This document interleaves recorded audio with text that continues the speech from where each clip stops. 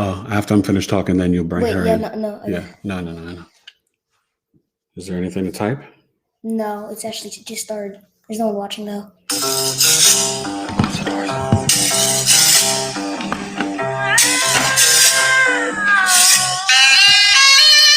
There's no question, there's a lesson in depression. Just by putting a pad to pen, son, I'm offering a suggestion. It's a hard phase of life that makes living tripe the way to go.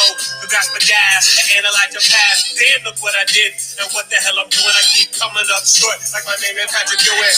Cheers, goodbyes, and groups of twos. If you don't follow your dreams, then you soon get the blues. Forget the news, family and friends. Cause when you're broke, you're starving. All you want is the ends. I need dividends for my yellow brick road. The drugs become tugs on your mental weight. Some people get caught up too much and need an expiration date. A effed up life, that's over day one for everyone. So it doesn't matter how, some want a piece for one. Too many people choose dip, they can once choose rip. I choose life cause I got a great gift. And I always uplift, making sure we all have fun. But you see after that, I'll be the depressed one. Of course I'm pushing on until I'm number one. What's up, y'all? It's your boy, Eric Taylor. Taylored2U Coaching, T2UC, Big 3 Astrology, Knowledge is Love Podcast, episode 17. Wow. There you go. Got on my spotlight tonight on episode 17. Woo! Full moon, excuse me. Strawberries forever. Strawberry super full moon in Capricorn, Cancer season, astrology talk. Straight in New York, and my first astrology guest. My second guest, because I had to have wifey first. But now I got not only a brilliant astrologer, she's becoming a friend. Tanya Andrina from wizdomdropz. You got to go to her page, wizdomdropz with a Z, wizdomdropz with a Z, Z. You know how she be, giving you astrology and a poetry. Wizdomdropz astrology. We're going to talk about it. Full moon already came. You'll see it tonight. It'll be shining. It'll be close. We'll talk about the energy for the full moon, the Virgo ascendant. Tonight, though, as we're live, we're in the Sagittarius ascendant, and the moon's now already at 7 degrees. All right? But enough about this. Oh, and some of you, I guess I'll wait till you send me guys on, but, you know, if you catch this or whatever, but people were asking about my life path. I'm a life path 9. How could I forget that? Yeah. Oh, that describes me well. Anyway, it's time to bring in the amazing Tanya. And how we met, Tanya? Looking on YouTube. I'm doing some stuff and this and that. And I don't know what video I was looking up. And then all of a sudden, you popped up and I started watching. And you guys, let me tell you, Tanya is hilarious. But she was referencing the Fire from The Roots and Black Thought, one of the top 5 greatest MCs of all time. And I was like, yo, and I'm going to keep it real. I was like, yo, who is this white girl that knows about not only The Roots, but hip hop? And knows about my boy, Busy Black Thought, Philadelphia I. And I'm just like, yo. And the way that she would just, I was like, yo, she's my Caucasian female astrology twin younger sister. She's dope. So I had to write on her page. I started watching a couple of her videos. I wrote on a couple of her things. I wasn't stalking, you know, I'm a married man. But I was like, yo, I show love. I don't hate on nobody. And I was like, once I figure out the technology, she's coming on. That's what's happened. Y'all go check out her stuff. Tanya, how are you this Capricorn full moon evening, my friend? Eric, I'm doing awesome. Thank you so much for that amazing introduction. And you know, it's so funny because you commented at first, it was like, you're like my twin who's a woman or something, like you're me in woman form. And I was like, oh, at first I was like, who's this guy, you know, thinking he knows me. I'm like, okay, like, you know, I'm used to this, you know. And I go to your page and I'm one video in and I'm like, oh, I'm like 1 minute into one video and I'm like, oh, now that's why he said that. You're like, that's why he said that. And it's a compliment. So I'm like, okay, cool. Like, so thank you for having me on. Thank you for the introduction. We got people in the room too. People are here chatting us up, saying hello. How you guys doing? Say hello. Let us know how you're feeling. I think we should probably start with the Capricorn full moon, and then we'll get into the Cancer season, talk about this energy, get people's questions and insight.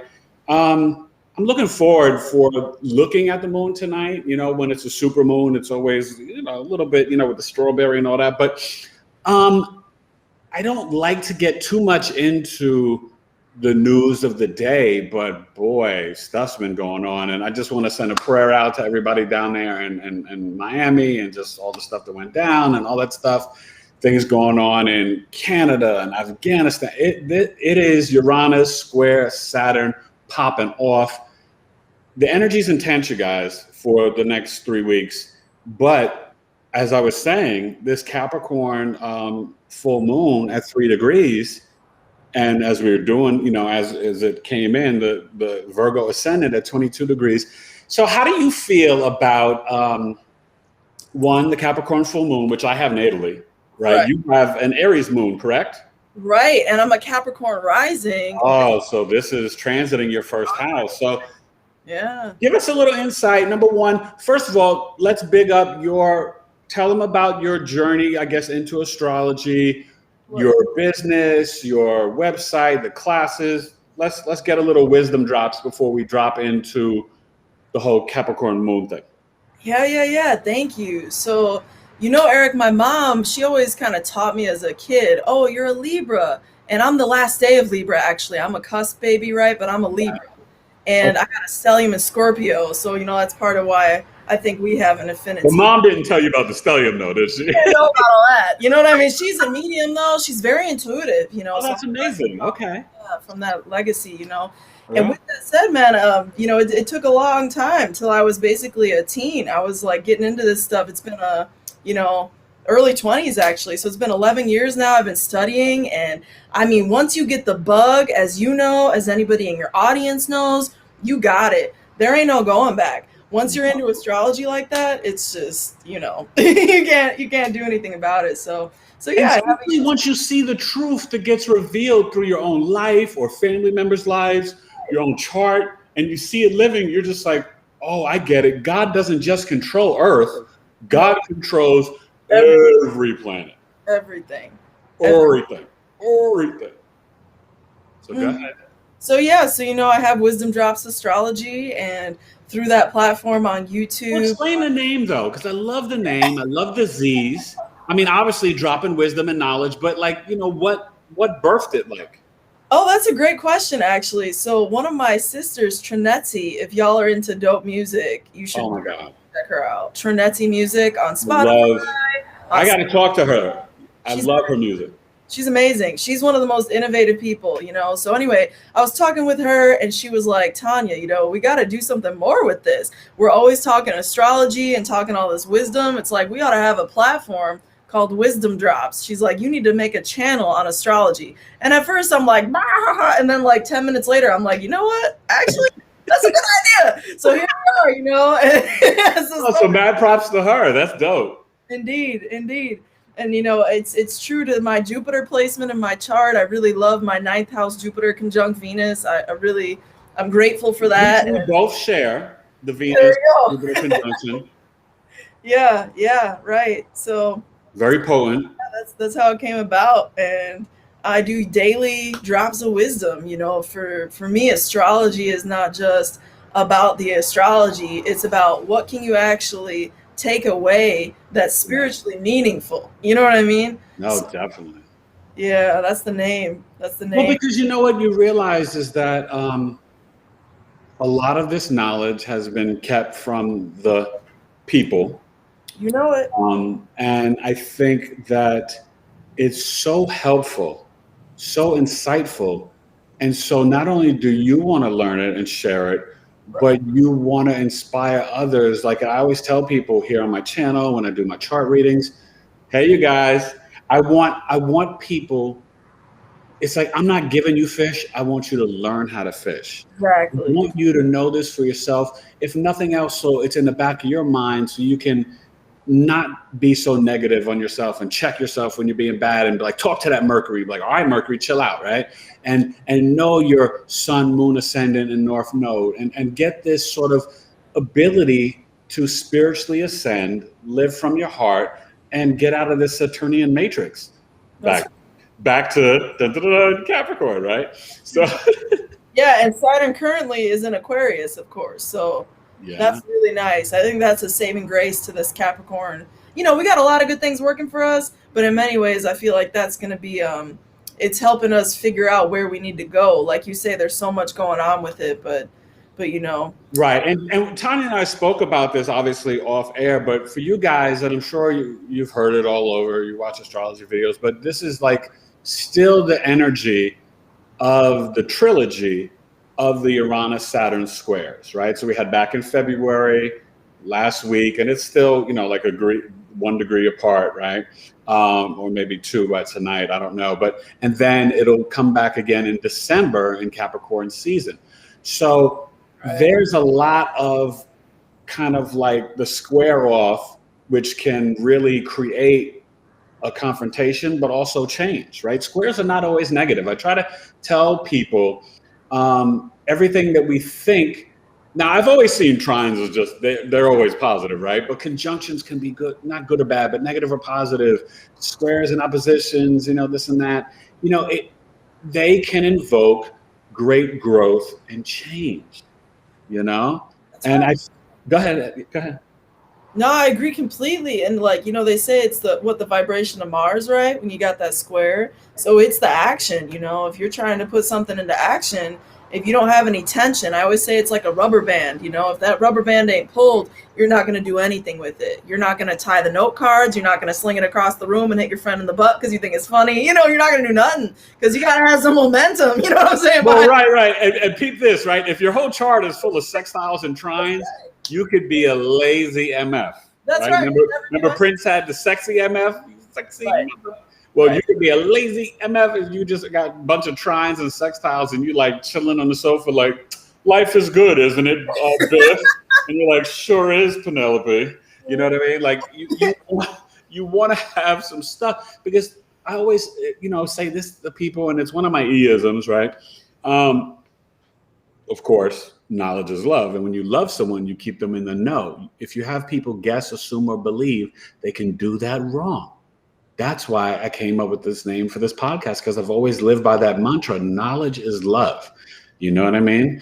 And I love my audience, you know what I mean? And I love sharing the astrology and numerology, you know, this and that. Oh, so anyway, yeah, the Life Path 9, y'all. All right. I won't tell the other stuff, but, you know.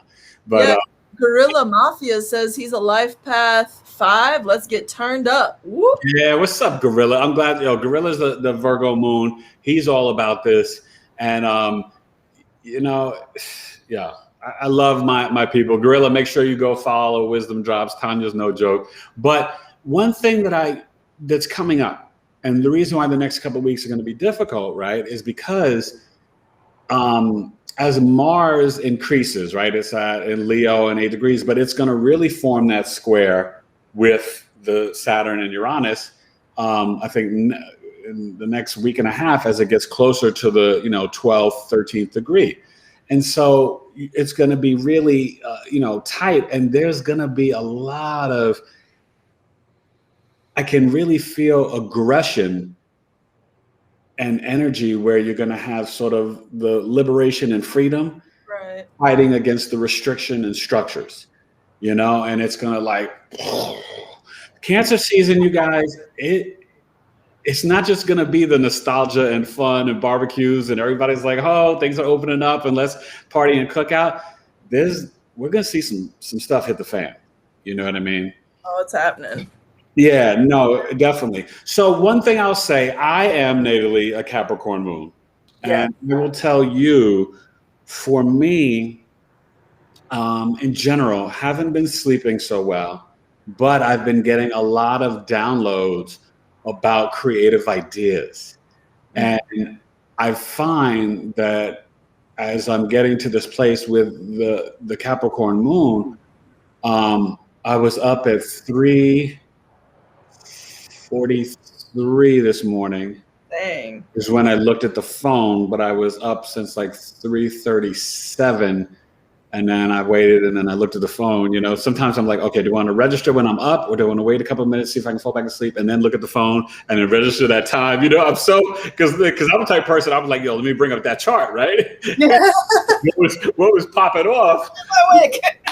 I swear, I did that the other night, and it was like this Aries ascendant, and Cancer was at 0 degrees, and I'm like, okay. What does this represent? You know, this is an idea for a script and a book, and so that's what's been happening with me. And the Capricorn full moon, I find that this is a time with all this energy, right? There's sort of this, because it's in Cancer season, there's this reflection to what we went through last year at this time, and this stellium that we had with Capricorn and Jupiter, Pluto, and Saturn. And obviously we're all in a better place, but I think there's some energy of, and I always say, right, this to me has been a spiritual test, and I don't like to talk too much about it, right? And you know what's so weird? YouTube disabled my community, and I didn't do anything. So I'm wondering, like, okay, did I say anything on that last live? I guess I was talking a lot about health. I don't know. And I don't know if it's just a thing because they like are doing the whole YouTube Kids, but YouTube, can you enable my community stuff? Like, that's not cool. I ain't saying nothing crazy. So I just like to tell people, you got to be mindful and careful the language you dispense, you know, and just, you know, and I never click the yes option. My videos aren't for kids, even though I don't get into foul language and I don't talk about crazy stuff. But it's just, there's a lot of censorship and stuff going on. So I'm always mindful of that. But I'll say this, there's that energy, Tanya, and you let me know if you agree and you feel it, that as we have these new intentions and coming to culminations, right? Full moons and new moons are you know, similar but different, right? But I find with this full moon and being in Cancer season, there's this not nostalgia in a great way to the childhood, yes, but to look back on this experience we've gone through the last year and a half, and then last year where we were at in the Capricorn full moon, where things were still very restrictive, right? We were still going through protests. We were going through just all this stuff. And what did we learn? How did we grow? How did we get introspective? And Capricorn full moon for me, sometimes, yes, I can put emotions on the side because you guys should know, right? But we'll explain it. Capricorn, the moon is debilitated, right? Home in Cancer, exalted in Taurus. So in Capricorn and Scorpio, no bueno. But but it loves being in Earth, right? Because the moon is the closest thing. It's a luminary, but in astrology, a planet closest thing to Earth. That's why it's exalted in Taurus. Very nice in Virgo, so gorilla, you know, you rock on with it, homie. But Capricorn, you know, people say all these bad things about it. And I just find that, yes, I had to grow up fast and mature a lot, but I look at my emotions as that I don't get emotional in the moment. Right. I hold it, and then I'll, you know what I mean? Because it's still cardinal Earth, it's still feminine energy. So my emotions are more disciplined, but I still express them, you know? So like, how do you think about the Capricorn moon in general? And just, you know, even that reflection, right? Kind of looking back this last year and a half, what we've been all dealing with. Yeah, I agree completely. And also too, it's worth indicating, remember, like we had these eclipses. This used to be the eclipse axis for the last, how long? There was a year and a half, you know? Well, right, you're right. The Capricorn South Node and Cancer North Node lasts exactly. Right. And now we're in the Gemini, Sagittarius, right? Right. So I agree completely with what you're saying. And it's also a culmination period of a 6 month ago in January, early mid-January, when we had that new moon, right, in Capricorn. Yeah. For me, that was the first new moon after my grandmother passed. She passed on a Cancer full moon. And this is the axis of elders. So I think everybody out there, we've all been dealing with like you know, this is the axis of what it means to be embodied when we first come to Earth, right? Right.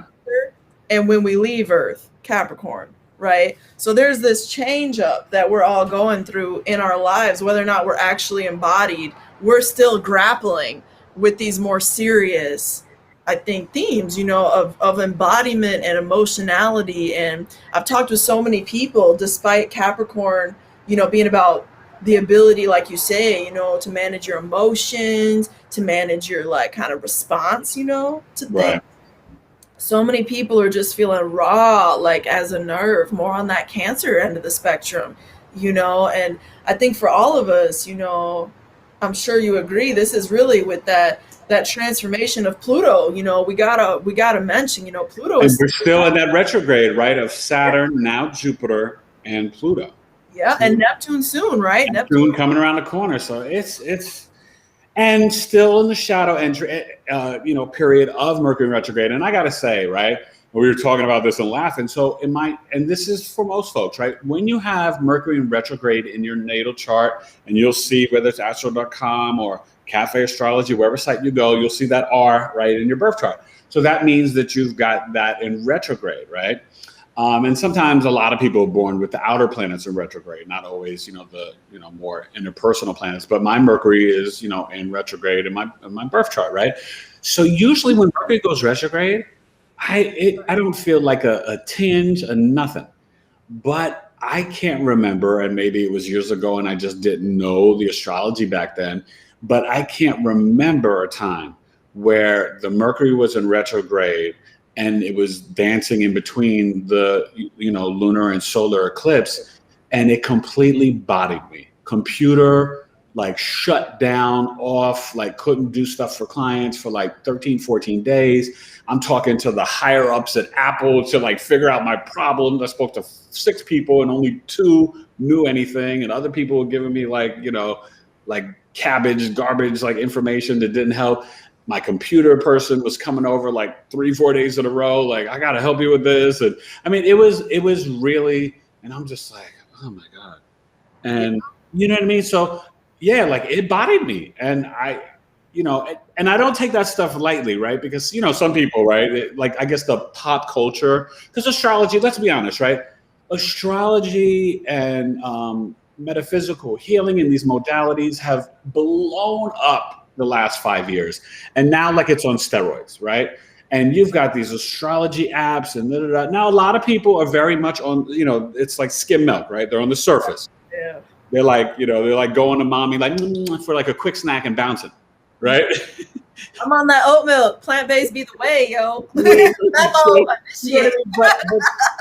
for those who are like, you know, digging deep and getting into the 8th house of things, right? You know, they're like, this is like, wow, it's, you know, and it's good because I think as more people awaken and see the structures, the Me Too movement, the this, the that, the financial, you know, all the things that Capricorn stellium has like truly stirred up. And then we get that Pluto return in 27 degrees for America, which is the Sagittarius ascendant chart, you know, in 2022. And then in early 2024, when we get to Pluto in Aquarius, and I wouldn't ask you, I don't know if we spoke about this, but I'm curious, right? I feel, yes, we're already kind of, you know, on the precipice, you know, like on the beginning, right, of the age of Aquarius, but I really feel Pluto going into Aquarius, it's going to solidify it. How do you think of it like that? You know, I would agree that it's in some ways solidified, but even the transformation that Pluto is going to bring in that fixed sign, nothing will seem stable, you feel? And also, we got Capricorns in the house. What's up, y'all? We see you in the chat. Shanti Suarez. Hello. Oh, hey, Shanti. Yeah. Let's shout everybody out. Go ahead. We break it down. Gorilla Mafia says, born with Mercury and Leo retrograde. And Capricorn retrograde. And Lisa is also here saying, hey, cuz.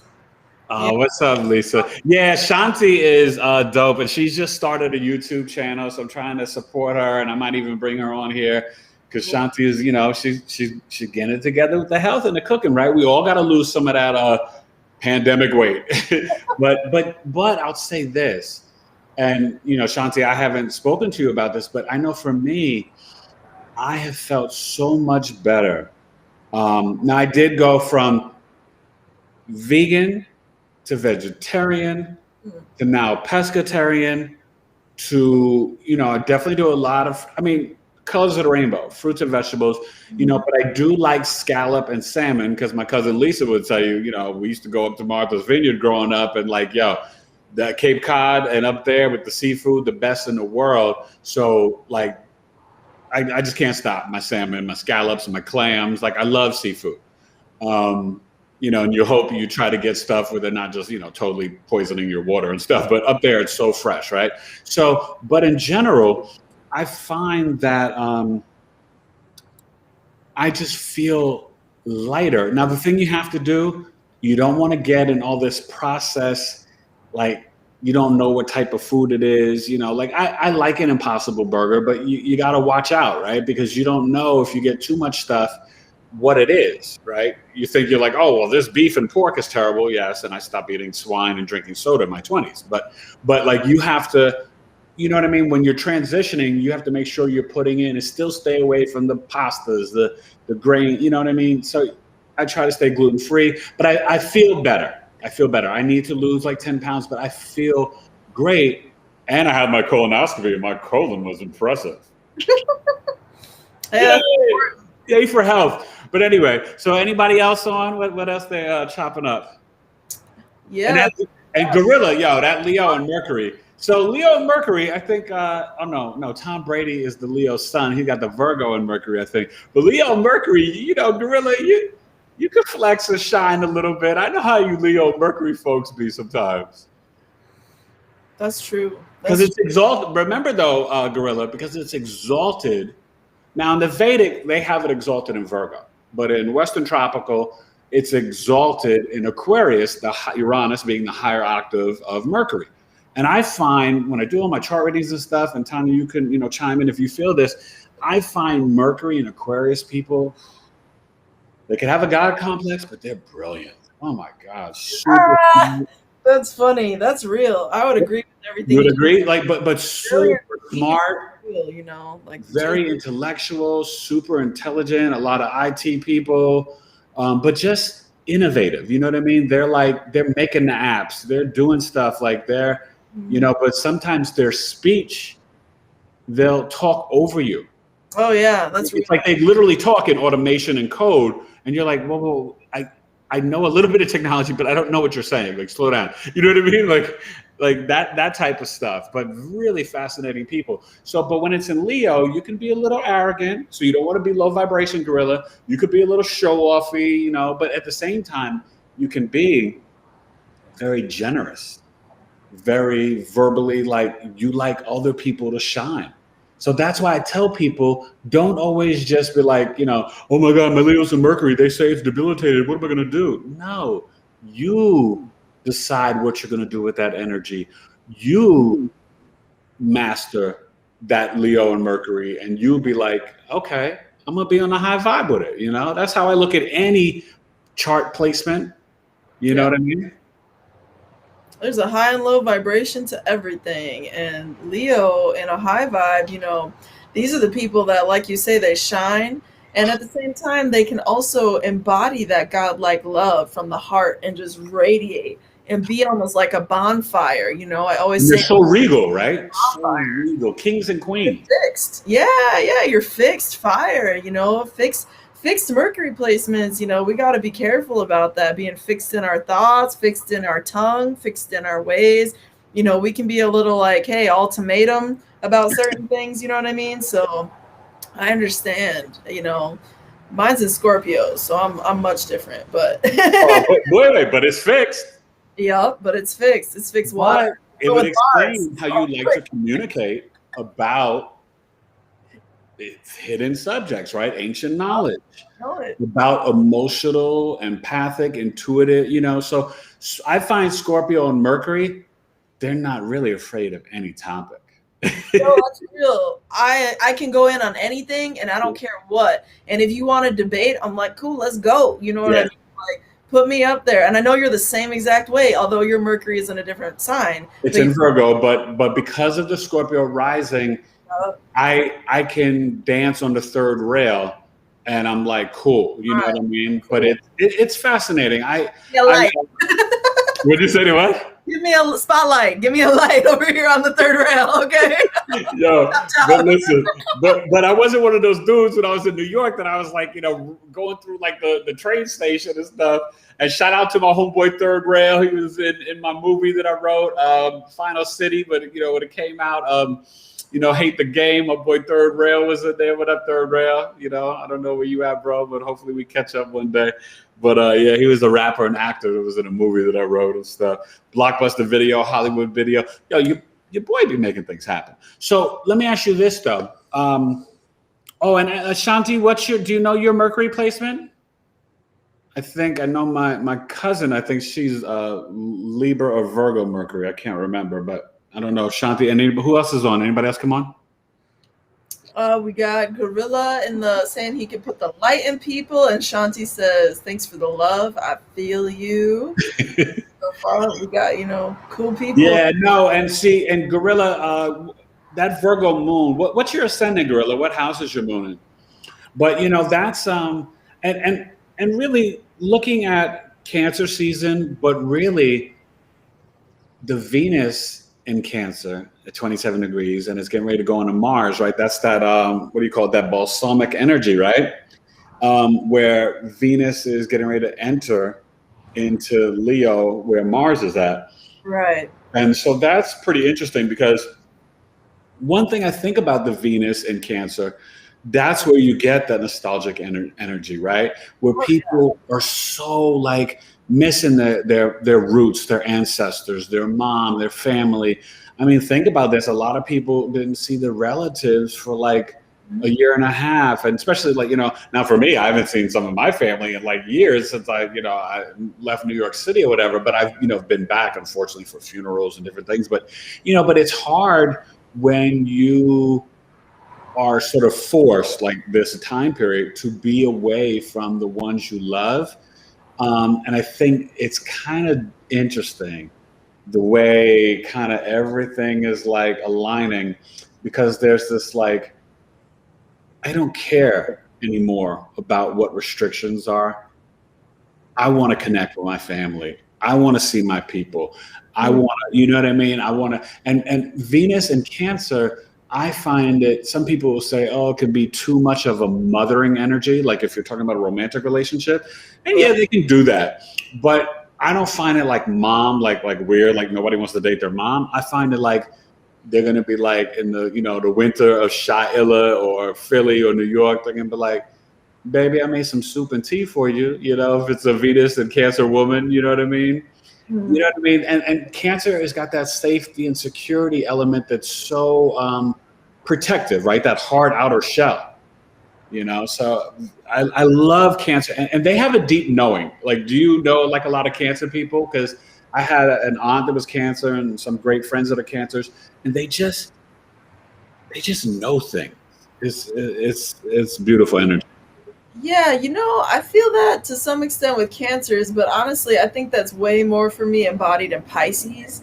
I have so many Pisces in my life. No. But they're like deep knowing, like it's psychic. I mean, Cancer, they don't even know that they know sometimes. They just, like, they know how to say the right thing at the right time. Pisces doesn't verbalize that emotional comfort. They just exist in it and embody it. Like, to me, Pisces, and being married to one, I find Pisces, they show you that agape, Christ-like love.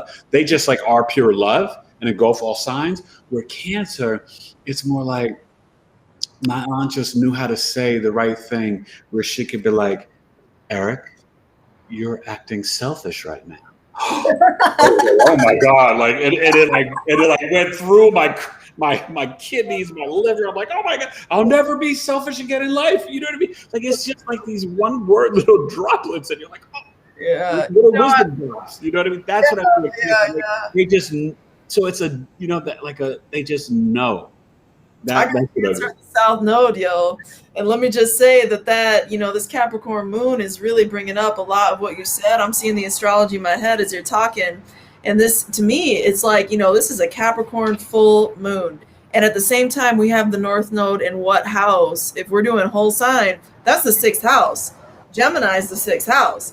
And so you're saying you need to focus on health and wellness and getting your act together right and not being enslaved, 6th house in a low vibration. Yeah. People are focusing on that right now. People are focusing on that. We want to be, focusing on the higher vibration of the 6th house, the health, the wellness, eating right, taking the right herbs, the supplements, and at the same time, being outside of these imposing systems. With that full moon, it's illuminating where we really stand. And also, I think that some of these old, outdated ways, they are crumbling. I mean, you mentioned this Uranus-Saturn square, this ongoing thing. How could it not be crumbling? How could it not be? And with Pluto in that 1st house, albeit at a later degree, you and I both read whole sign. We know what's good. We read both, because Pluto is still conjunct this full moon, y'all. Don't let nobody tell you otherwise. Ancient astrologers, if it's in the sign, guess what? It's conjunct. And it's not a 3-degree conjunction, you know what I'm saying? But it's a conjunction. It still counts. And that Pluto, you're not going to not know Pluto's in the 1st house. You know what I mean? You're not going to not know. So you're talking about all these crazy events in the world today alone. Today alone. And I'm like, Pluto in the 1st house of the full moon. And, the North Node in the 6th house, Uranus square Saturn in the 2nd, close family, what we value really deep, it's all coming up. So, right. Yeah. And so much about what you're saying too, and especially it being in retrograde.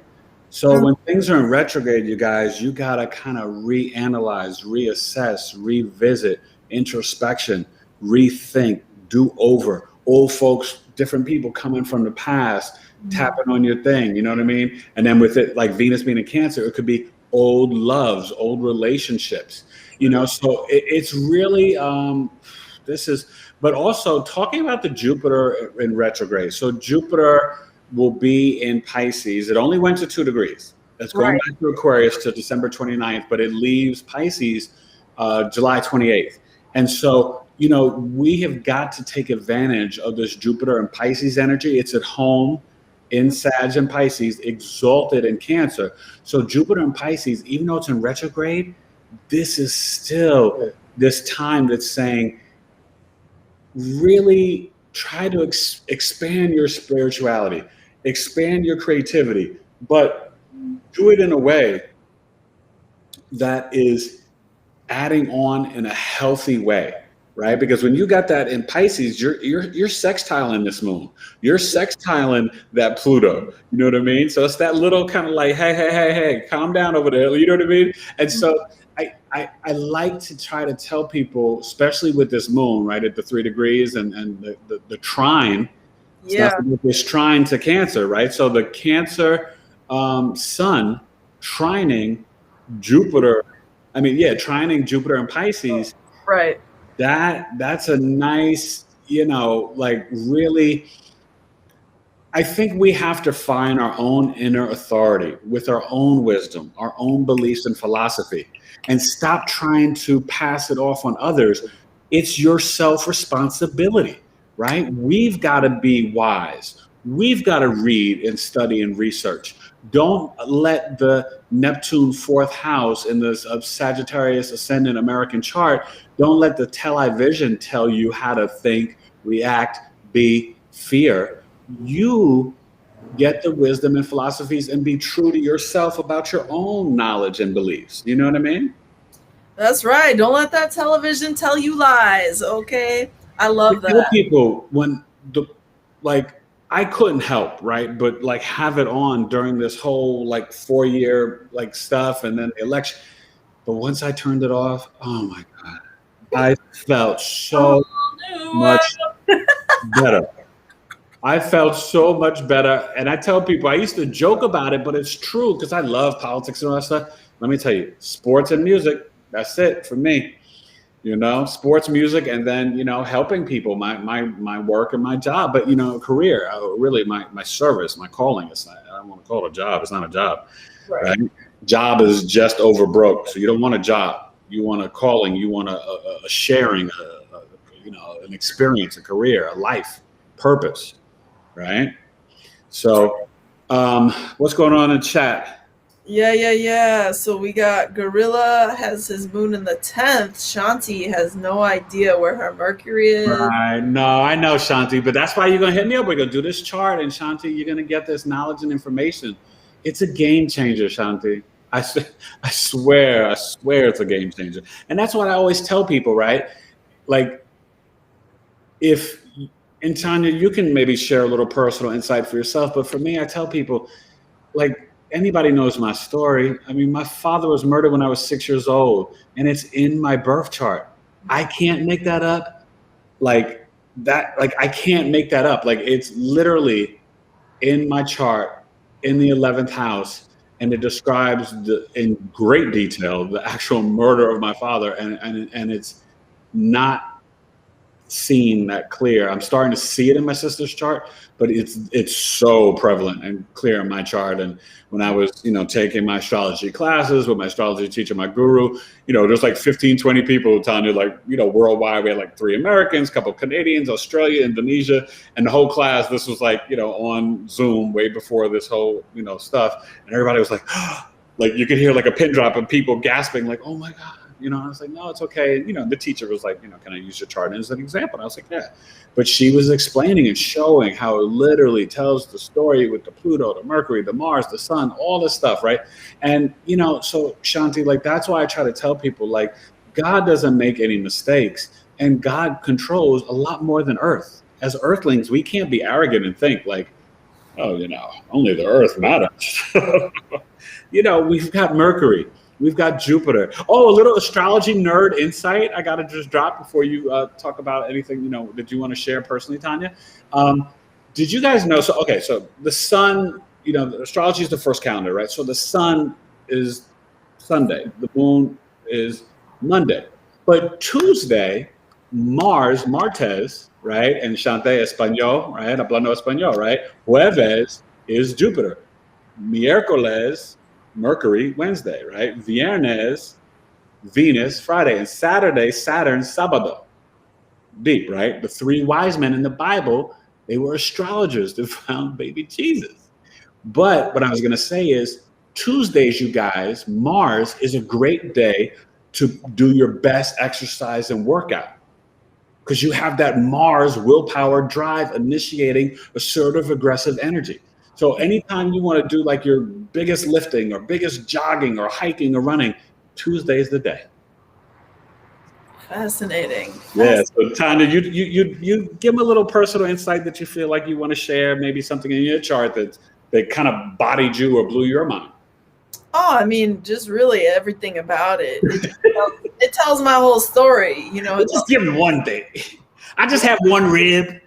Yeah, I got all that Scorpio stellium. I'm like, what am I gonna tell you? Like, what do you want to know about this? Because I know, but they don't know. They don't know. So you just reveal one thing, just one rib. Yeah. Oh, I don't know. I mean, that moon in Aries, I was just hearing from somebody again. They were saying how my grandparents said I was like the spunk of the house as a kid growing up. Uh-huh. And you can see all sorts of things. And like moon in Aries, that's the story. Moon in Aries people, we got that. Explain moon in Aries in your 4th house.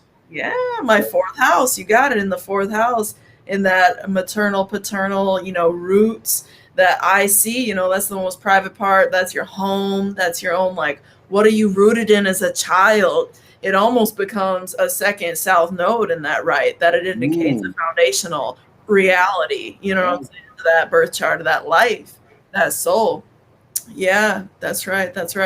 And Gorilla's a Cancer sun, and Shanti is hitting you up tomorrow, by the way. At least trying to figure out houses. So, yeah. I look forward to it. Yeah. So it's real. I've seen it time and time again, and it just never fails to blow my mind, though. And the more clients, every time I'm with a client and I just tell them this, that, and the other, I've gotten so many responses back. I'm finally about to do a website, but I've gotten so many just people coming back to me saying, how did you know?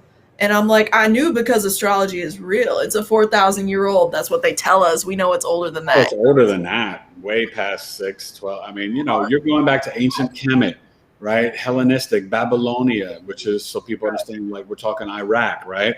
Like Sumerians, Atlantis. I mean, it's exactly Tempe before that even. Yeah, I mean, so it's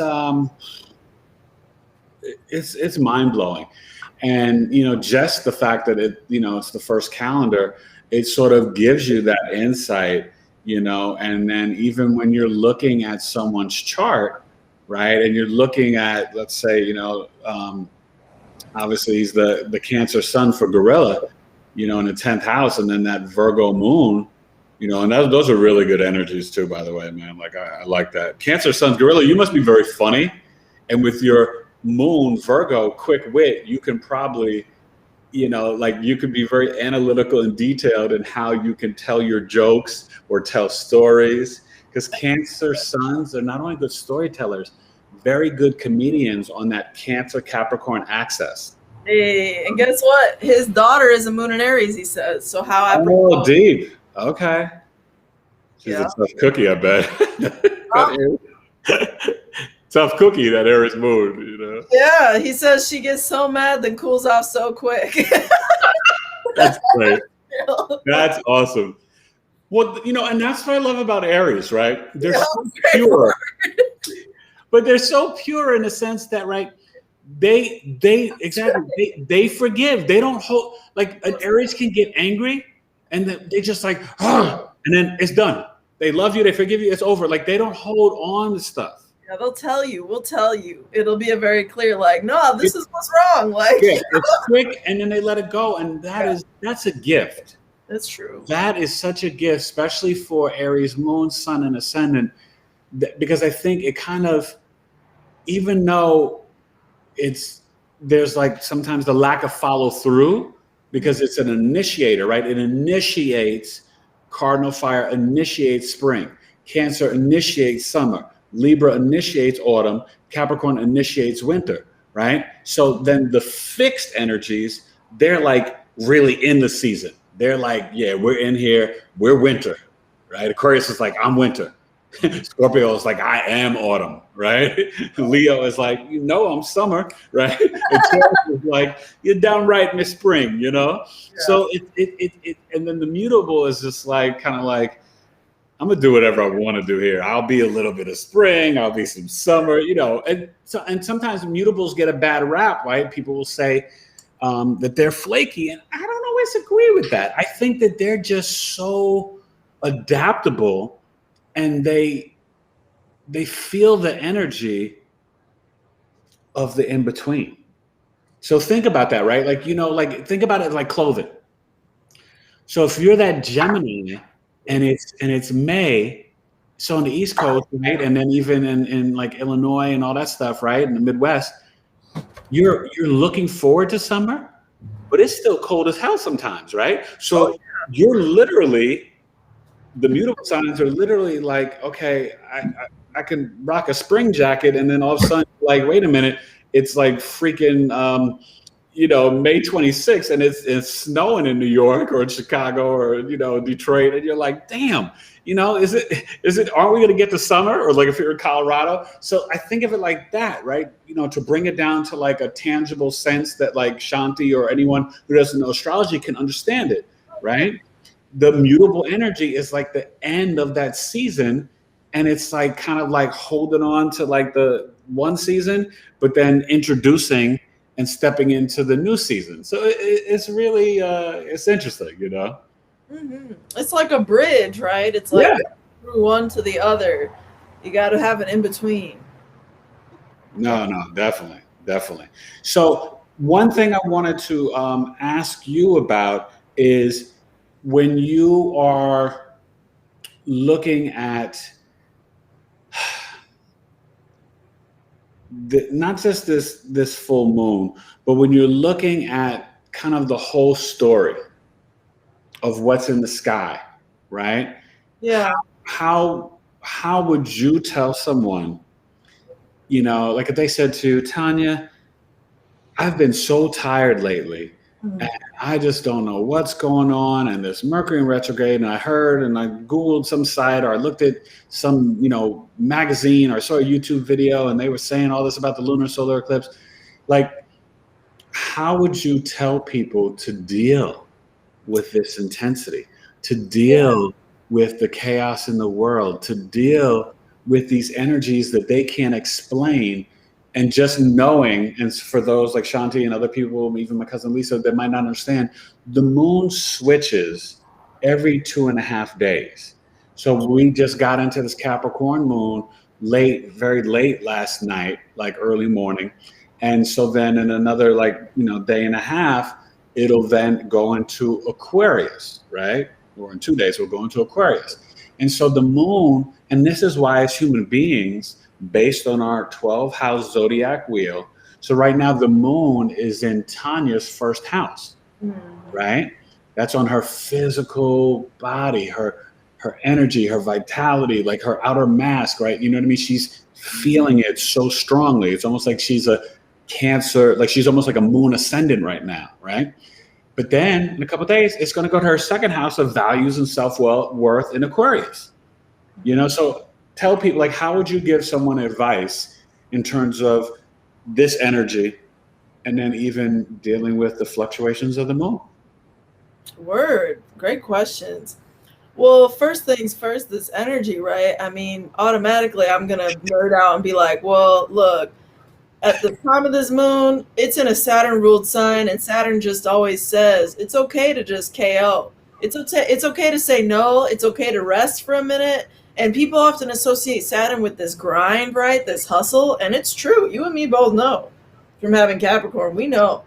But at the same time, be okay with retreating, because the South Node in Sag, the ruler of that sign, for people who are newer to astrology, that's Jupiter. And Jupiter, like Eric and I have been saying, it's currently in a very healthy place. And Jupiter is our faith. It's our wisdom that we possess. It's our connection to our angels, our guides, our beings who provide us our internal truth. And as we said earlier, Eric and I, that Sun and Jupiter right now, they're in a nice little tango. They're in a nice aspect, y'all. They're supporting. And the Sun is spirit, you know what I'm saying? So I think for me, what I would definitely go into, I would say to people, look, you know what? Mercury ain't done being through shadow. So just chill your mind. Yeah, slow down. You slow your roll. You're okay. And go into your faith. There's so much going on with that Leo energy, right? And like you said, we're about to have the Venus enter, and Mars is already there. This is speaking from your heart. It's letting God energy radiate through us. And if we want to get really deep, we can go into the Saturn opposing Sun, Saturn opposing Moon lore, and what Saturn could represent, if you know what I mean. But I don't know if we're ready for all that, with the time we have tonight. But I think that this is about really reconstructing our faith and our own personal legacies. And this is a moment to plan. Capricorn is the sign of achievement, but it's not the sign of you have to get it all done right now. No, it slows down time. Slow and steady, brick by brick. I heard Will Smith solid foundation. about this. Solid foundations, yeah. Have you ever heard the story of Will Smith with the building the wall? His father, I think, made him build a wall, and it was like brick by brick every day, 1 brick per day over time, and that wall taught him a lesson about resilience and growing something worth a darn. You know what I'm saying? So I think that the step-by-step methodical thing is really critical. So much of us feel the need to just go. Uranus square Saturn, go. Volcano. Lightning, certain sudden events, like pew. And you guys, Uranus is in Taurus from 2019 till 2026. So it's literally new Earth. The Earth's core, scientifically, not by Eric Taylor, science, the Earth's core is expanding, right? On Juneteenth, this was deep, Tanya. On Juneteenth, I didn't know this. And I forgot the astrologer. It was either Pam Gregory or somebody, but they had spoken to like this geologist or something. It was so deep. But literally on Juneteenth, that was the 19th on Saturday, right? Mm-hmm. The Earth's grid was at its most harmonic point. And it was like right before the solstice. And it was Juneteenth. And I just thought that was so deep and poetic and just Yeah, that kind of like chilled me out. And then, we really are going through new Earth, right? Think about what Uranus and Taurus has been doing. So that means 7 years it's in your Taurus sign and house. So, if you're, I got it in my 7th. If you got it in your first, Taurus rising, whatever house it's in, it shakes things up. It is futuristic, innovative. The planet is freaking tilted sideways, you guys. It is lightning, tsunamis, earthquakes, like it's shaking stuff up, but it's also, guess what? Bitcoin, cryptocurrency. It's changing. And Uranus in Taurus, it's at home in Aquarius, exalted in Scorpio, so it falls in Taurus. So it's like no bueno in Taurus, but it's actually good for Taurus because we need to shake up our values and self-worth so we can start to tap into what do we need to survive? What are the bare food, clothing, shelter? What are our material values? How do we tap into our 5 senses? Yeah. That's what it's saying. Yeah. And you know what, man? I think this Uranus and Taurus, this is really about waking up what we believe to be true and determining, check this out, you'll appreciate this. All the astrologers are really going to appreciate this. Determining the value that is worth, like where is innovation valuable and where is it more of a threat, because this is still the 7th house to Scorpio. So it's aware of that, you know what I'm saying? And we see a lot of different types of innovation when it comes to Earth, you know what I'm saying? And there is such a thing as innovation that is Earth technology. That is not GMO. It's called the many different varieties that this beautiful goddess planet, Pachamama, gave us. You know what I'm saying? So many cultivars that have their perfect little milieu, their little girl climate, their little area that they will function in, their circumstances. So Uranus and Taurus is a rude awakening. It's a rude awakening. And we got people in the chat, man. All right, what's going on? How many we got? Who's saying what? How you guys feeling? Throw us some questions. We're going to stay on for a little bit longer. I got a great guest here, so Mad Gaming says, hi, how is everything going with everyone? What's up, Mad Gaming? That's a Scorpio rising. That's a good brother. He got the Gemini moon, Tanya. He's dope. Okay. Gemini moon are funny. I've never met a Gemini moon who is not flat out funny. Mad Gaming's dope. He's dope. I haven't met him, but I feel like I know you, Mad Gaming. He's dope. And then we have none other than Alana Taylor saying the process. What's up, lady? She says the process is what develops us, experience by experience. That's right. Yeah. Mm-hmm.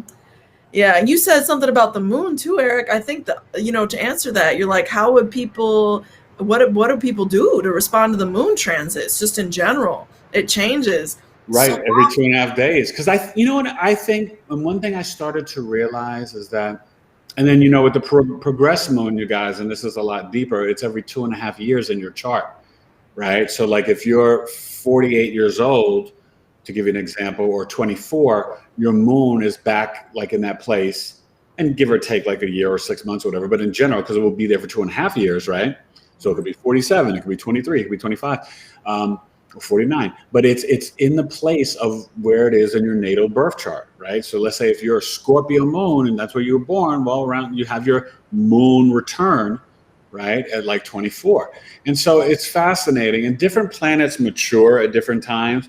And I don't know how you look at this, Tanya, because astrologers look at things differently or whatever. But so like Mars matures at 27. Saturn is, your Saturn return between 28 and 30, and you've got all these semi-cycles.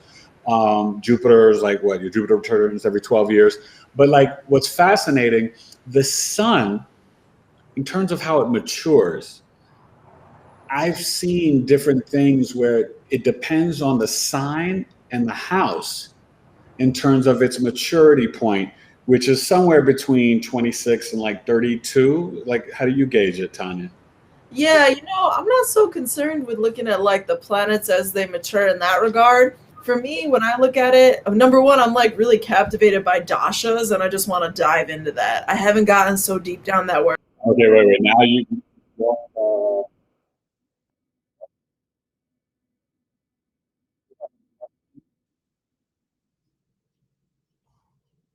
Okay. Lost her. Let's bring her back. Sorry, Lost you for a y'all. second. My internet went crazy. I got the Ethernet. You know, I'm old school despite That's okay. That's okay. Now I was going to say, slow down.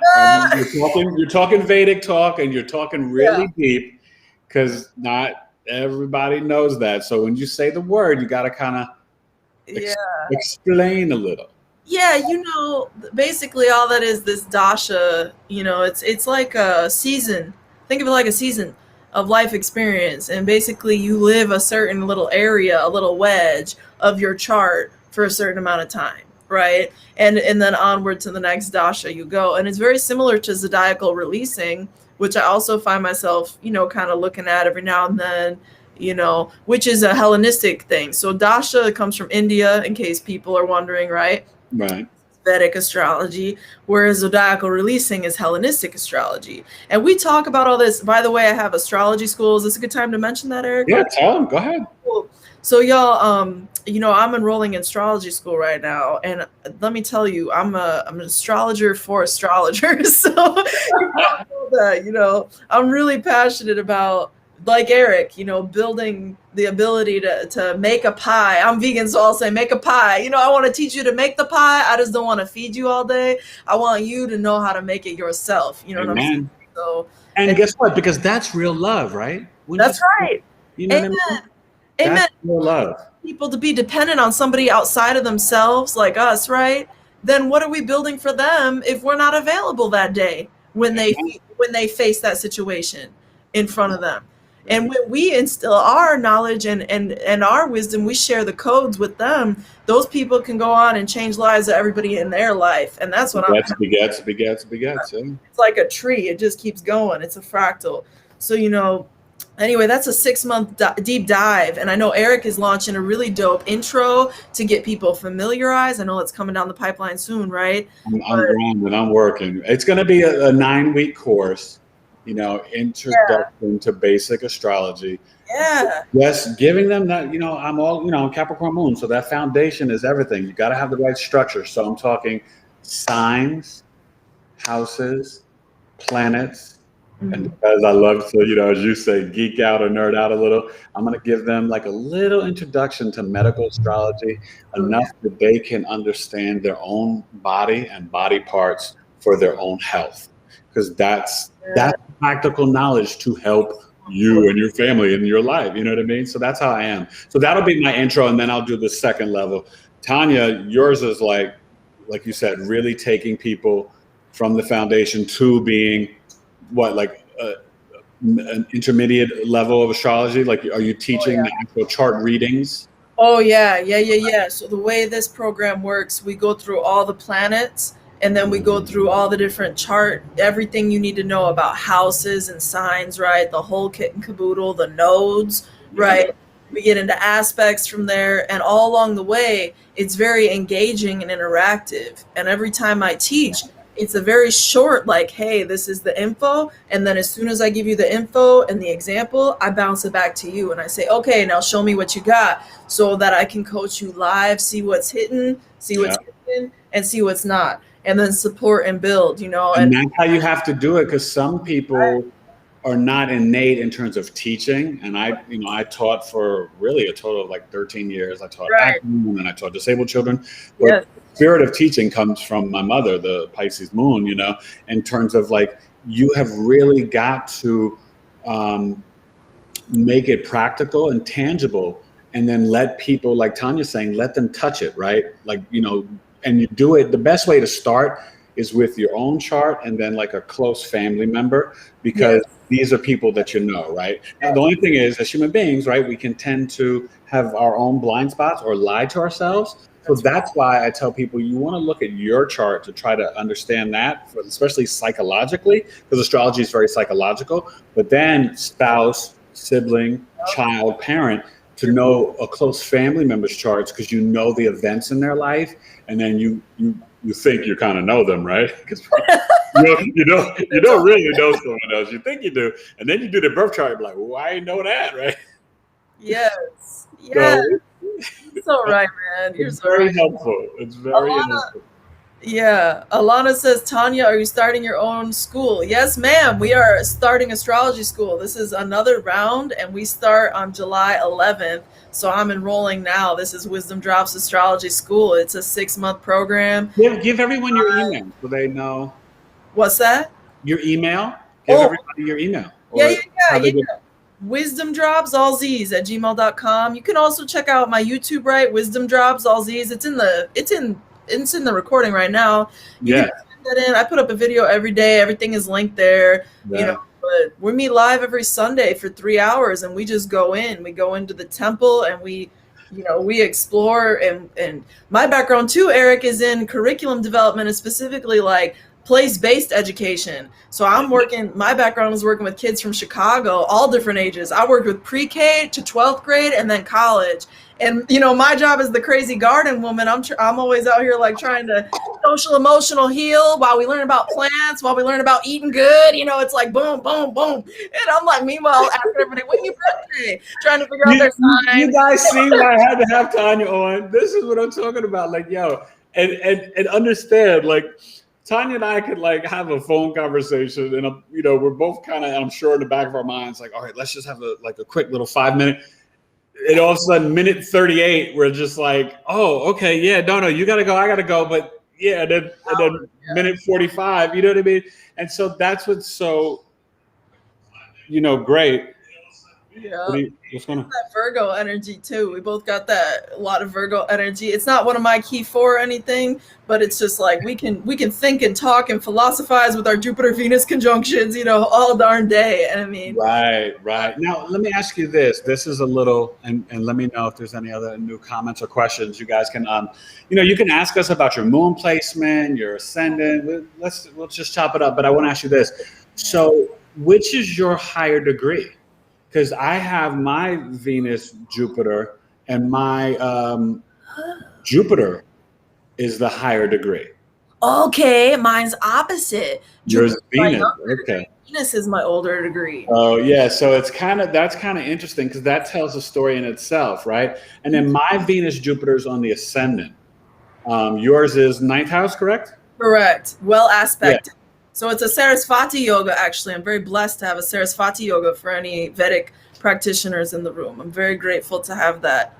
Right. Yeah. And ours are trining each other, so that's kind of really deep, right? That's right. We got the trine, and what's funny too, if you don't, we can share this because of what you already said. We have it in each other's signs. So my Venus Jupiter is on Eric's Mercury, in other words, and same goes for his. So his Venus Jupiter is on my Mercury. So that gives us this ability to just like think and craft thoughts and concepts, right? And really great, actually, like you said, we're becoming friends, right? It's great for homies. This is a classic homie like aspect in the chart. You got the Venus Jupiter with Mercury, the friend planet. It's like, oh, here's my nice experience of a friend or like a right. No, definitely. And it's almost our suns as well, but you're more on that cusp in the Libra sun, so it's just off by a couple degrees. But I find that very fascinating and stuff. And did somebody just ask a question? Oh, Shanti was just saying congrats, thank you so much. And Alana was saying congrats, thank you so much. You ladies are beautiful. And yeah, we got a lot of love from those 2 ladies, and yeah. And I don't know if anyone has any questions though. Like if y'all wanna, bring in these questions, like Eric says, we're here and we're, we love this stuff. So we can just be like, what you got going on? Tell us more, Well, it's great. I mean, I know like some of my people are probably, because I normally come on around 7. So I get the West Coast and East Coast, and it's just 7 now. So some people might like tune in the next couple minutes, but I'm always so thankful, right? And I tell people like I really like very humbled by, one person, whether it's Gorilla, Matt Gaming, Shanti, Alana, even one person, and I know, Tanya, you're the same way. Like I really appreciate it because I know that one thing we can never get back is what? Time. So when someone shares their time with you, that's the ultimate sign of love and respect. And that's why I like to exchange that energy with people. And for me, with this podcast, bringing on like my wife and sharing the knowledge and introducing like the new aspects of my business and her story, and bringing on you know, another astrologer and this and that, right? You know, and I think that's important, right? People need to be able to, one, have the self-love and self-confidence, right? That you can say, hey, you know, for me, I'm like, oh, I want other astrologers to shine. I want everyone from my page to come subscribe to your page. You know what I mean? Because to me, that's what it's all about, the exchange of energy, of positivity. And then same thing with just even growing, you know, the podcast and interviewing people. You know, like I said, I'm going to, you know, have on someone that's into human design, someone in numerology, someone who's into Reiki. And so I'm just so excited. And I want to just thank you, Tanya, for coming on, you know, and exchanging this energy and talking about all this stuff that's going on and just having fun, you know what I mean? And that's what it's, you know, really about. And it just, you know, makes me feel really good and stuff. So I appreciate that, you know. Man, it is so mutual. Thank you. It's a true honor. Like, I resonate with your content. And I wanted to say before the end of this today as well, before we get to this chat, right? I wanted to say, like, one of the things that I feel, you know, every astrologer has something that stands out about their practice and about what they bring to that world. And, you know, Nadia Shah, she's really dope. She says astrology kind of as different as many astrologers, you know, in so many words, you know, as different as the astrologer who brings himself to the sky. And one of the things you do that is so, I feel distinctly like one of your many like astrology gifts is character archetypes. Every time I watch your videos, you break down different embodiments of character energy based on even just the sign, but like you can do it with the aspects. And I don't know if that comes from your background in the film world or whatever, but you are really good with characters. I know you're a very talented writer, right? You're an author, of course.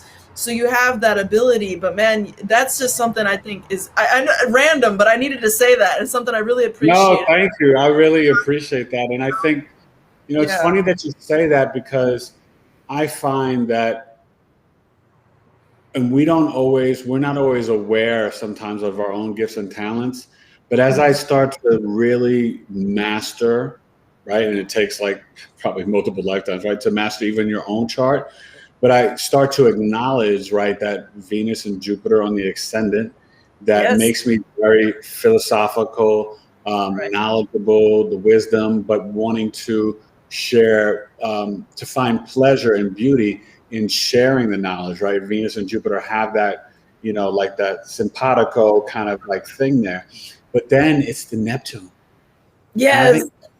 Having Neptune and Scorpio on the ascendant, it's really a game changer because number one, it makes me very much into film and photography and all that, but it makes me like almost like this magician that on my high vibration, I can literally, and I think this is what has always in life made me not only a good actor, like, you know, Robin Williams and Tom Cruise, and I think Prince all have this placement as well, but not only made me, makes me, not made me, because I can still do it, right? A great actor, and you know, and that transcends through my videos, but you literally, for me doing a sketch comedy, working on Saturday Night Live and House of Bugging and in Living Color, almost getting on there, right?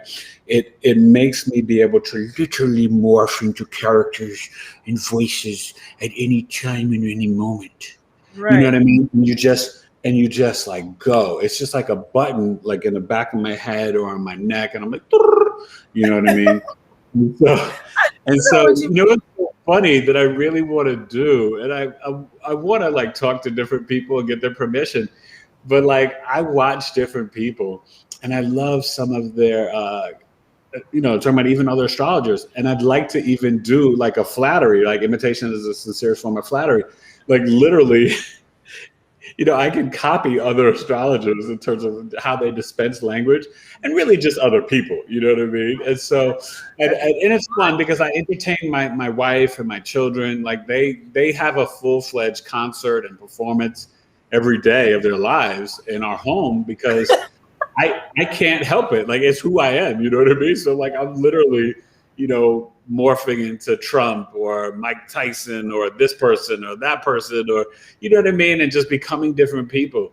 Richard Pryor, Eddie Murphy, like all these people, and it's fun. You know what I mean? And that's why, to me, I love people like Robin Williams, because you literally see that's his Neptune. Like, that's the genius of why he was such a beast. And to me, his train of thought, I followed that train of thought as a child and as I got older, because I didn't realize it was me. I didn't know that at the time, right? So but when I would watch it, I'm sitting there like, yeah, like I'm dancing with him. And now I know what that was. That affinity. You know what I mean? So it's really like great. So thank you. I received that and I appreciate that. But now I understand it, right? I can define it. And the problem is, and for you guys who have this Neptune on the ascendant, the problem is in your childhood, it's hard to discern and define not only self, but your environment. Yeah. You're literally, your childhood is in a fog and you're kind of like, it's not clear. But what gets frustrating, other people try to put you in a box and define you. My God. I know Eric, he's so-and-so. So I was like, nope, wrong. You don't know me. You know what I mean? Oh, I know Eric. Nope, wrong again. You know what I mean? So that's what Neptune on the ascendant will do for someone. People will try to put boundaries or limitations and define you when you are literally boundaryless. You know what I mean? There are no boundaries for me. Literally. And especially the Scorpio, I'm always transforming. And that can throw people off. When you have the Scorpio, when people don't understand Scorpio ascendants, they could be 10 different people in one lifetime. Right. Oh, you could switch like that. But you're always, the thing is, if you're on the so-called like higher vibration, those 10 different people, it's a level up each and every time. Oh, totally. Because of the pain, trauma, and crisis you go through, you ascend or die. That's right. Dude, I just did a video on this. It's the parallels of power between Scorpio and Black culture. If y'all are into that vibration and I gotta watch that. Yeah, watch that video. I had that in my queue to watch. Like I favorited it and all that stuff because, like, I was like, "What's she talking about?" Like, Tanya goes in. I was like Scooby Doo. I was like, You're but so no, right. Tanya, I got to tell you, like, before I really knew, and this is years back, before I knew what even ascendant was or what even a Scorpio ascendant meant, my whole life I've been able to see through people. That's right, like an X-ray. And it's intense, right? So sometimes my Virgo sun in 11th house, I am super social. I got tons of friends. I love small talk, all this stuff. I can talk about anything, My Scorpio ascendant, I hate small talk. That's right. I hate fake people. Right. I hate liars. I hate BSers, right? Because, and I realize it now with the Scorpio rising, because I can see through people as soon as I meet someone. And I think that's why sometimes people are really attracted to me or really afraid or repelled from the Scorpio. Because they feel naked in front of me because that's polarized. Yes, and I feel comfortable because they're the same, and it's like, oh, real recognizes real. Great, we can actually build something here, And I got other people on the ascendant too. Let me tell you, I got Neptune on the ascendant too with a Scorpio stellium, which includes my midheaven.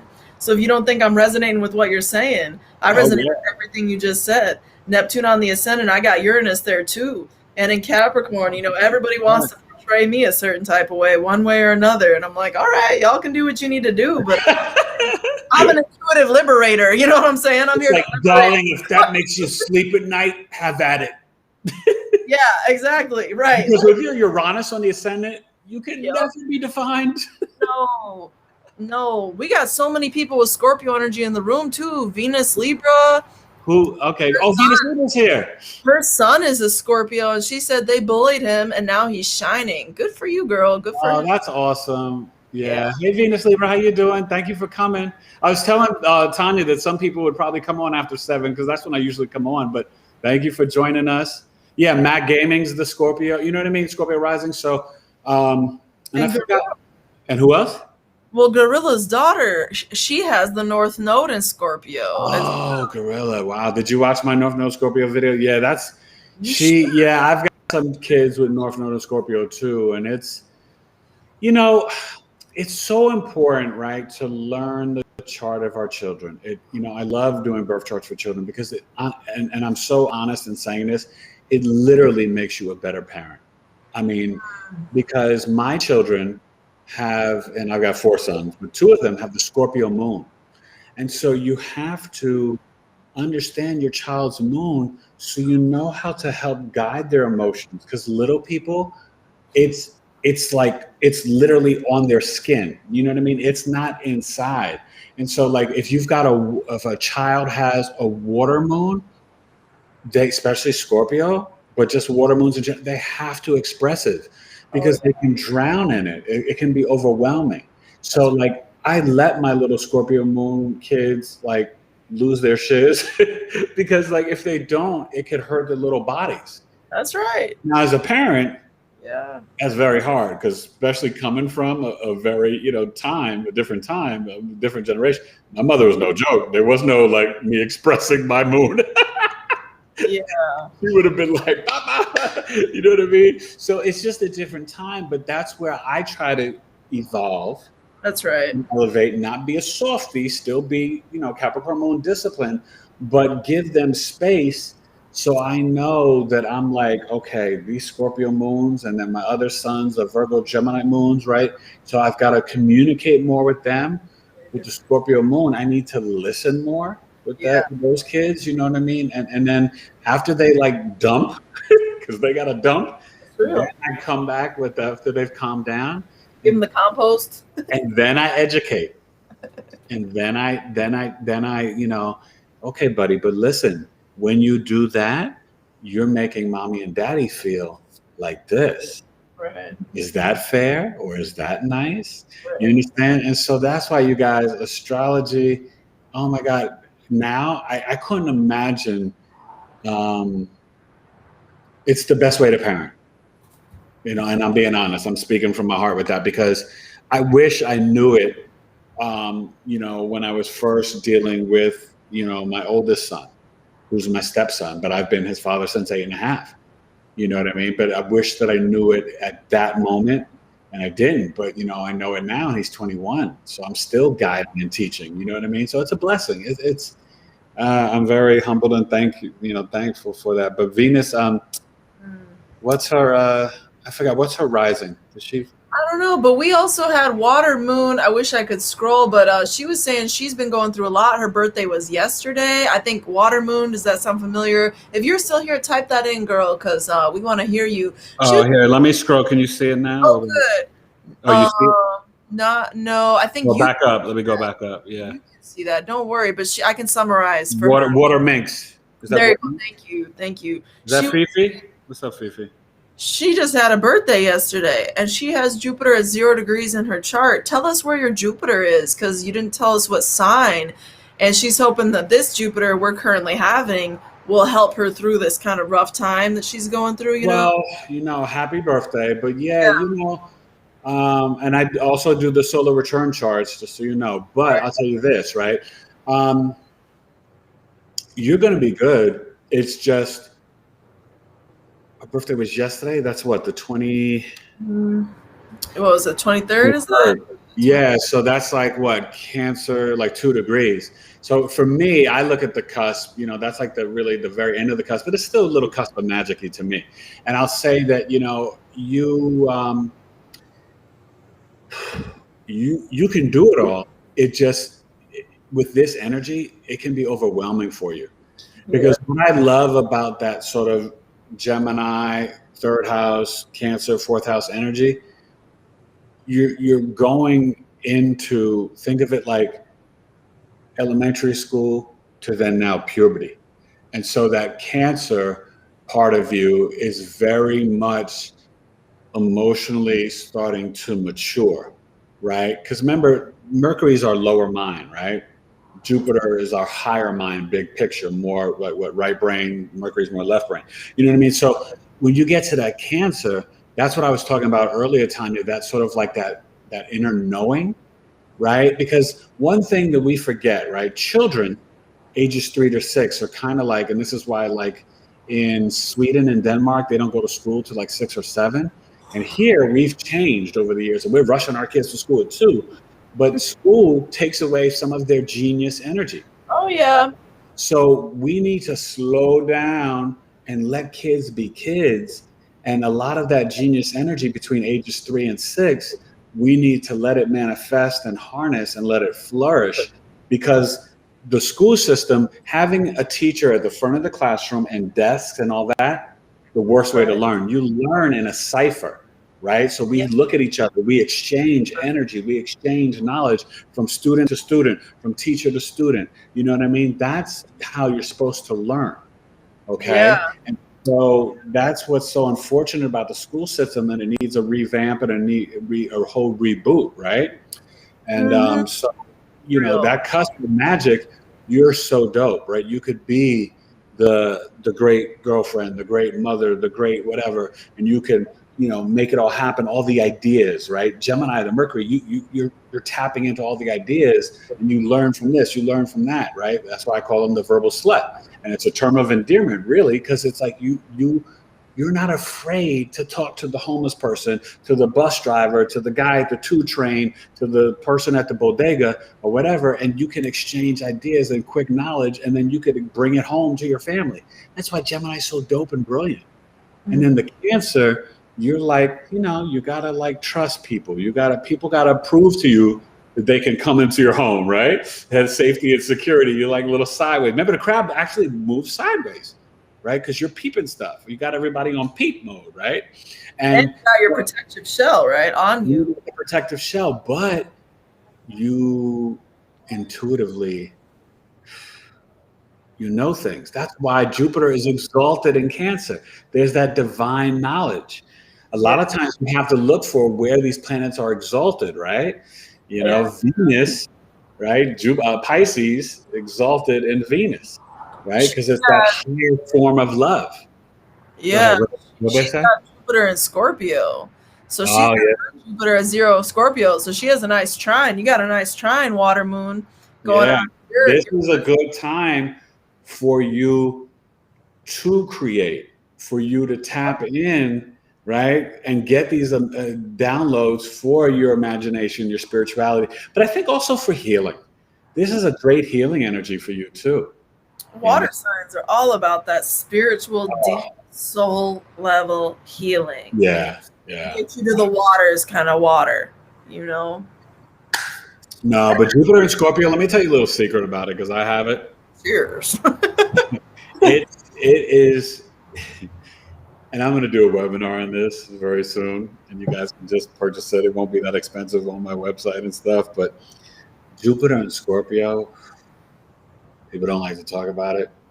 Sick manifesting abilities and power, like crazy. Because think about it, it's like taking Jupiter, right? The wisdom, the guru, the professor, the teacher, the knowledge, right? The fortune, the shooting the arrows, right? And then going into the 8th house and investigating under the ground and under, you know what I mean? And getting all the secrets, the lies, the ancient knowledge, the this, the that, the pain, the struggle, the sex, the transformation, the merging of souls, the other people's money. Yeah. Jupiter is going in there and it's digging and it's like, well, I'll take this. I know about that. I'll do that, right? So and then it's just like, and now let me shoot. So Jupiter and Scorpio, man, think about that. Right. Literally what I described, literally think about that. Literally. And then focus on that. Claim that. Receive that. Speak that. Vibrate that. Live that. Okay? It's very potent. Yo, she says that we're hitting the nail on the head. Yeah, it's fun. So I guess we got to get ready to wrap things up a little bit. We're rocking here for a good time. This has been uber fun. We'll definitely have you back on. And, I just, I love the exchange of energy, you know what I mean? And it's just brilliant. And, and I almost forgot that you have the Uranus and the Neptune on the ascendant, and it so describes you, you know what I mean? Yeah. It so describes you, you know what I mean? But it also speaks to, in the esoteric, futuristic, spiritual, creative way, how you personally have to innovate and find soul and spiritual freedom from the structures. It's part of your assignment when it's on that ascendant with the Capricorn. It's very, very deep, because think of even all that you're doing, what you create, and with the school, and then with the earth, and the gardening, and the planting, and the knowledge. Like, that is the Uranus and Neptune in Capricorn, manifested so dopely on the ascendant. With the North Node, bro. And thank you for that. And that's right. I'm one of the many, right, of this particular generation, and of all of us who are incarnated now, who are just helping bring in that new level of where we need to be at as a collective, in terms of empathy, in terms of our innovation and our ability to reject the system, and also honor and respect it where it's done us good.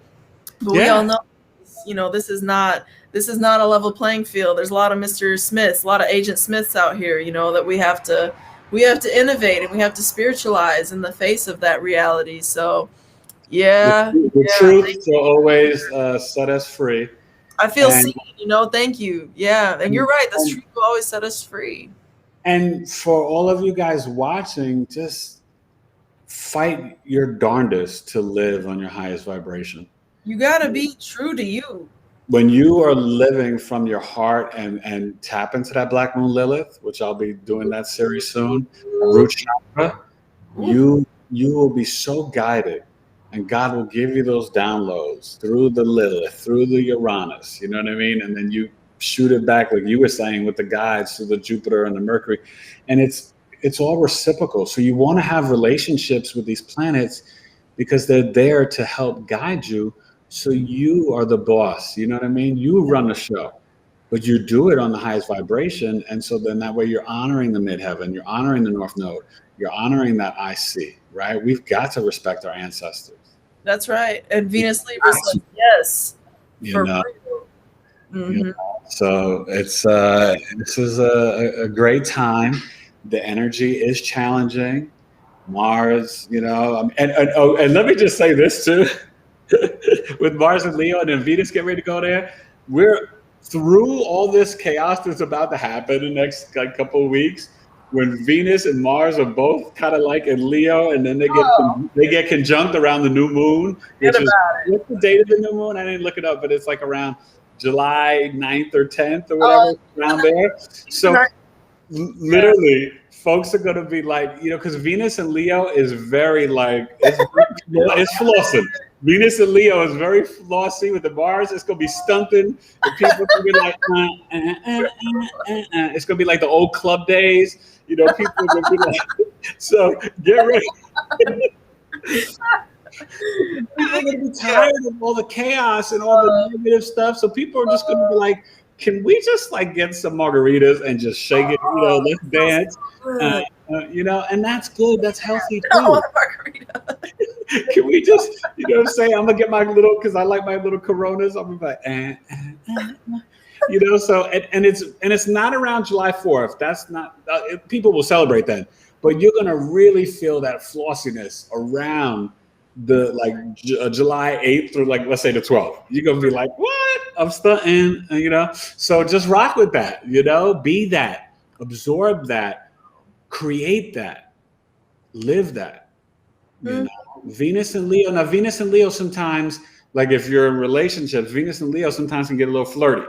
And what I find natally for Venus and Leo people, it's not that they're not faithful and loyal, can be extremely, but you better make sure that you recognize that they're fly, Because if not, they'll, you know, they have that natural, like Venus and Gemini likes to flirt. Venus and Leo, it's like, it doesn't like to flirt. It is flirt, right? It's like, you know what I mean? Well, Libra too, though. Libra too. Libra has its own type, though. And Libra's a bit more selective, perhaps. But, you know, I feel you. I think we're all going to be really passionate, too, right? Like, speaking our heart. Our heart is just going to be speaking. I mean, it's an expression. I think all the creatives, you know, everybody who's a creative who's listening, you're going to be able to tap into that heart space creation. Like, and what create hard, because you're literally, let's just say from July 8th to the 28th, you got that three-week run before Jupiter retrogrades back into Aquarius. Like, literally, you guys, like, don't sleep, just create. July 8th to the 28th, take that 3 weeks and just body whatever you want to do.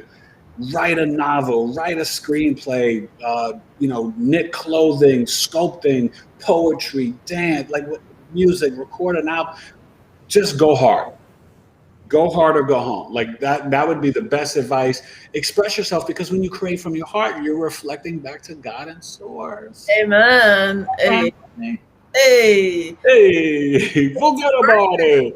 It's Gorilla's birthday at the Gorilla's birthday when?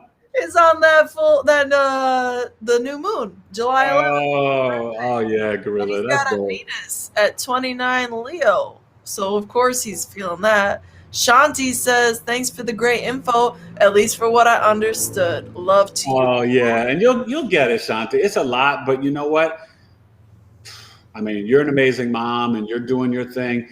You'll see as you start to even, you know, get little bite sizes, right? And just start to understand your son is that ego, your father, vitality, your inner authority, your personality, creativity, right? Your spirit, like Tanya was saying earlier. The moon is more like your emotions, your mom, your feelings, your intuitive sensibility, your breath, your soul, that rising sign, the ascendant, right? That's like when the moment you were born, right? On the eastern horizon, for Tanya, it was Capricorn. For me, it was Scorpio, right? And the zodiac belt. And it literally describes you physically, from like your eyebrows to the top of your crown, your head. But it's your outer mask, your physical appearance.